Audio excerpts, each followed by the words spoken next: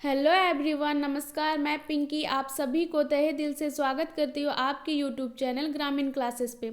आज की इस क्लास में हम लोग उत्पाद सिपाही झारखंड पुलिस झारखंड क्षेत्रीय कार्यकर्ता में जो सिलेबस पेपर 2 हिंदी है उसी को करने वाले हैं। तो चलिए स्टार्ट करते हैं बिना किसी देरी किए। तो चलिए आज हम लोग क्षितिज भाग 2 का चैप्टर नंबर 7 छाया मत छूना, ठीक है, जिनके लेखक हैं गिरिजा कुमार माथुर। उसका कुछ एमसीक्यू क्वेश्चन हम आज आप लोगों को बताने वाले हैं। तो चलिए क्वेश्चन नंबर 1 पे।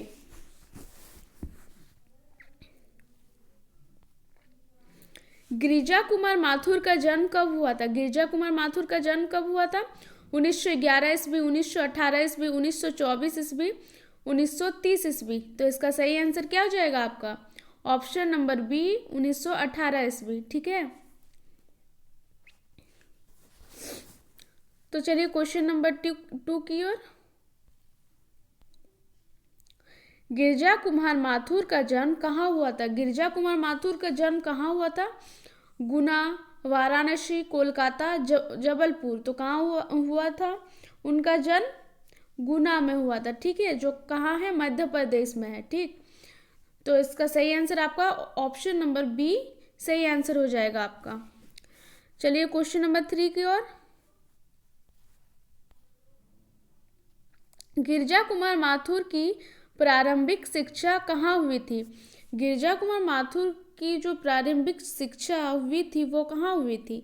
सागर, बिजनौर, झांसी, वाराणसी। तो कहाँ हुई थी? झांसी में, ठीक है, जो कहाँ है? उत्तर प्रदेश में, ठीक है।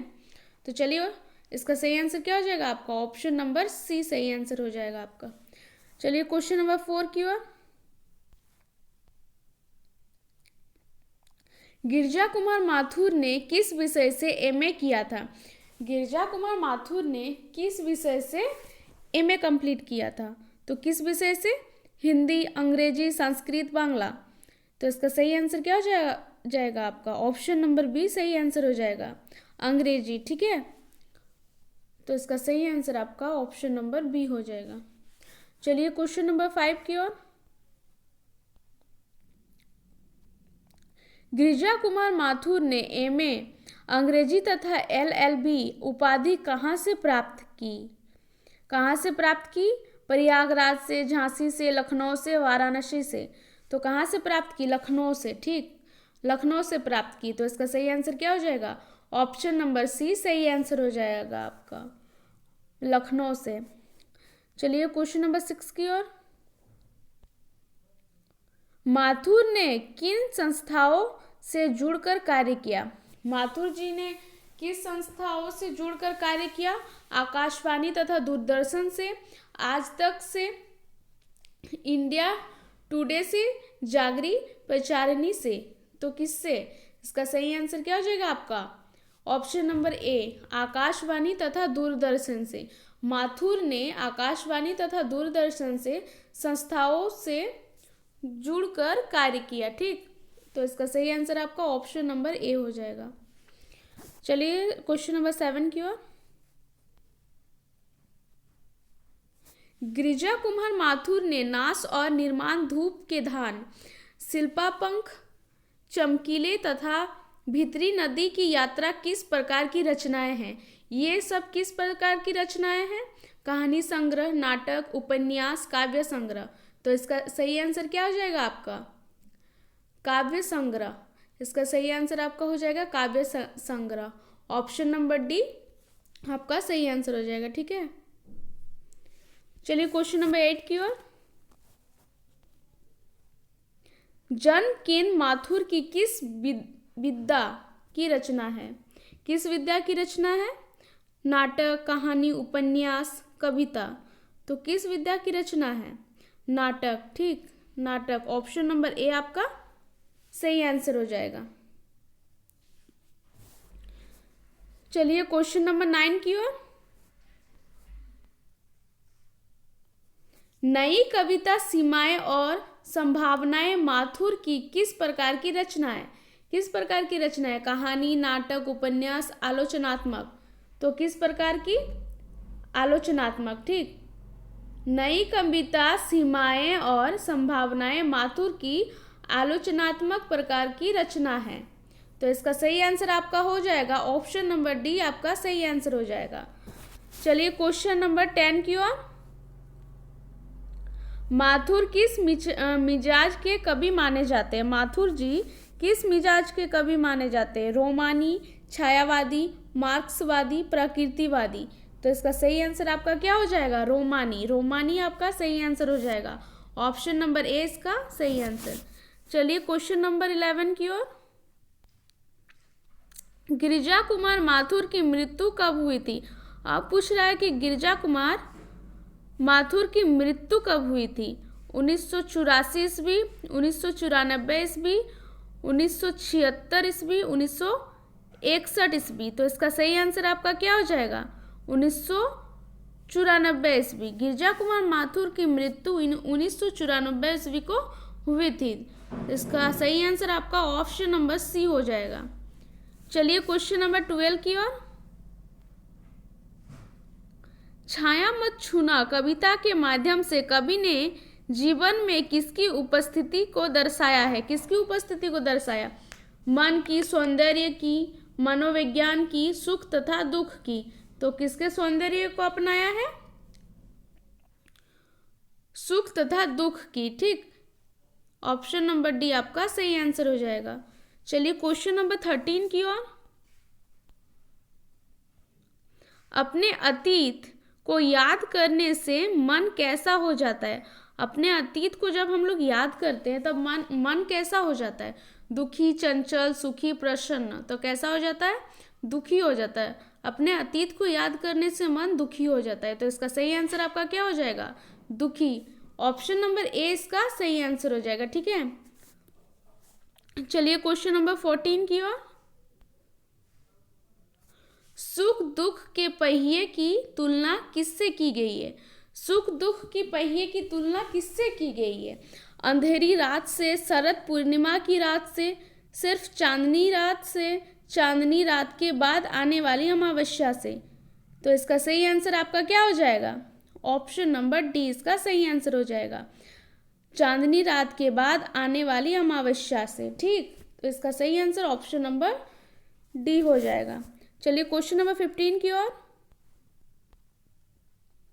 शरद पूर्णिमा के सौंदर्य को कौन बढ़ाता है? शरद पूर्णिमा का जो सौंदर्य है उसको कौन बढ़ाता है? अंधेरी रात, चांद, सूर्य, बादल। तो कौन बढ़ाता है? इसका सही आंसर आपका क्या हो जाएगा? ऑप्शन नंबर बी, चांद। ठीक, चलिए क्वेश्चन नंबर 16 की ओर। बसंत के सौंदर्य को कौन बढ़ाता है? अब पूछ रहा है कि वसंत के सौंदर्य को कौन बढ़ाता है? पेड़ पौधे, चांदनी रात, फूल, वर्षा। तो कौन बढ़ाता है? फूल बढ़ाते हैं। ठीक, ऑप्शन नंबर सी सही आंसर हो जाएगा इसका।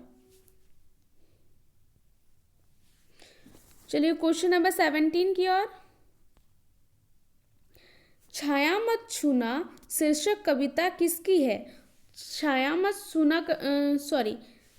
मत छूना शीर्षक कविता किसकी है?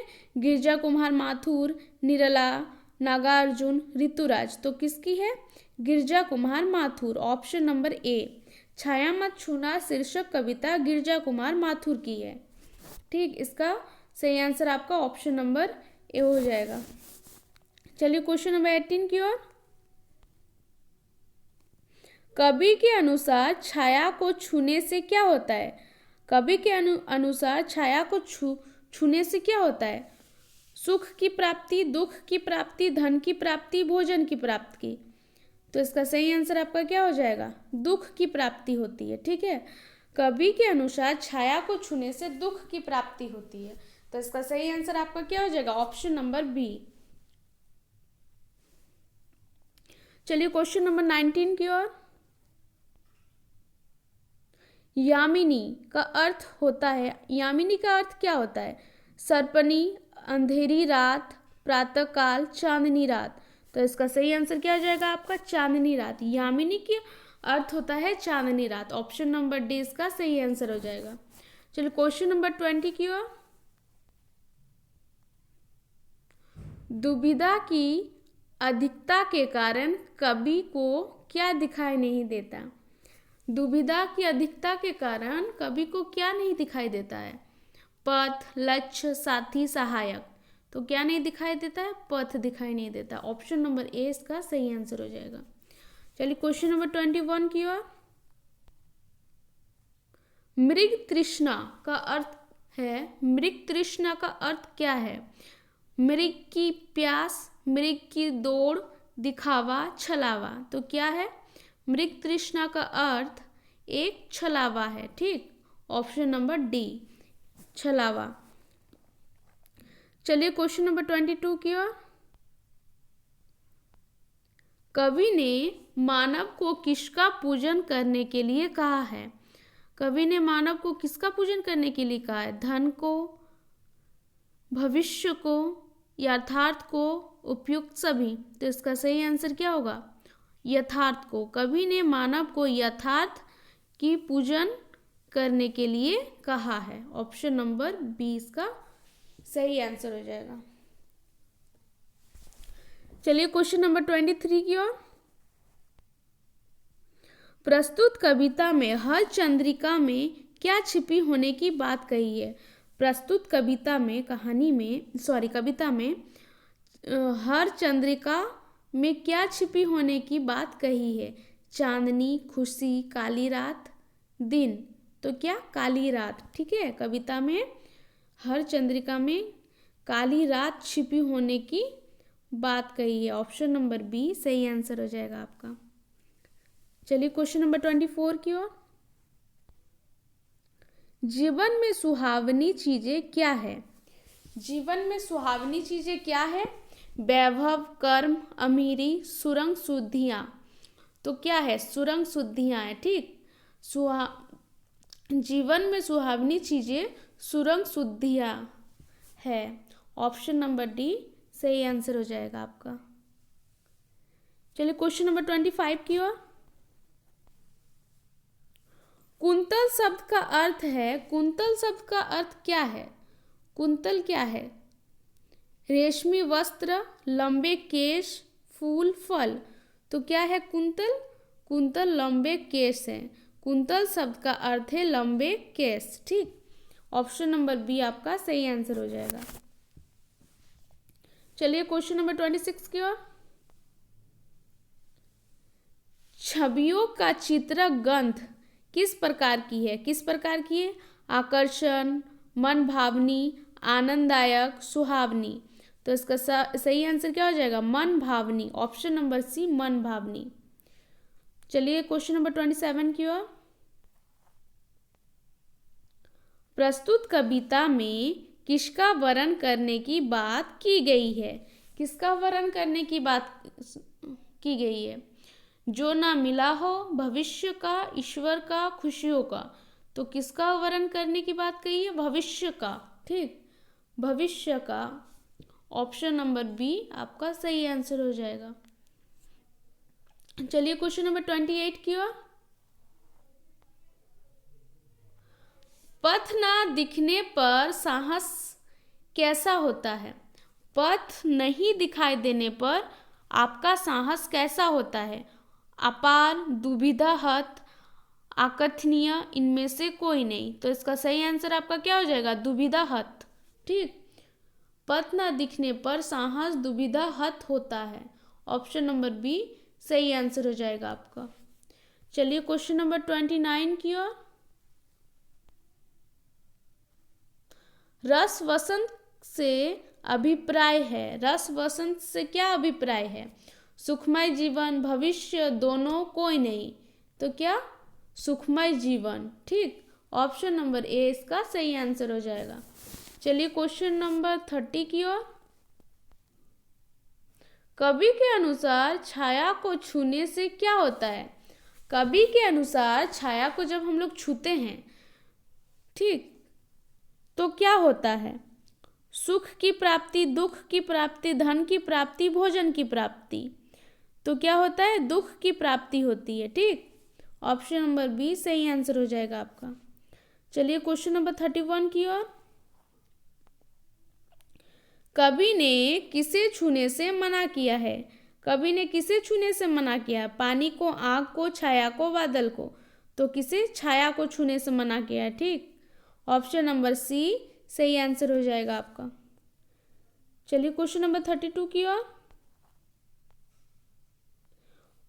पुरानी सुख भरी यादों को याद करने से क्या बढ़ जाता है? पुरानी सुख भरी यादें को जब हम लोग याद करते हैं तो क्या बढ़ जाता है? मन में छिपा सुख, मन में छिपा दुख, छिपा हुआ धन, छिपी हुई विद्या। तो क्या बढ़ जाता है? मन में छिपा दुख बढ़ जाता है। ठीक, ऑप्शन नंबर बी सही आंसर हो जाएगा आपका। चलिए क्वेश्चन नंबर 33 की ओर। जीवन में कैसी यादें फैली हुई है? जीवन में कैसी यादें फैली हुई है? सुनहरी यादें, दुख देने वाली यादें, सुखों की मोहक चंचल यादें। तो जीवन में कैसी यादें फैली हुई है? इसका सही आंसर आपका हो जाएगा ऑप्शन नंबर सी, सुखों की मोहक। ठीक, सुखों की मोहक, ऑप्शन नंबर सी सही आंसर हो जाएगा आपका। चलिए दूसरे क्वेश्चन की ओर। जीवन में कौन से क्षण को व्यतीत हो जाना है? चंचल क्षणों, स्थिर क्षणों, कष्टदायी क्षण, सुख के क्षण। तो इसका सही आंसर क्या हो जाएगा आपका? सुख के क्षण, ऑप्शन नंबर डी आपका सही आंसर हो जाएगा। ठीक है, चलिए क्वेश्चन नंबर 35 की ओर। आज का वीडियो यहीं समाप्त होता है। अगर आप लोगों को मेरा वीडियो अच्छा लगे तो लाइक, सब्सक्राइब एवं कमेंट जरूर करें।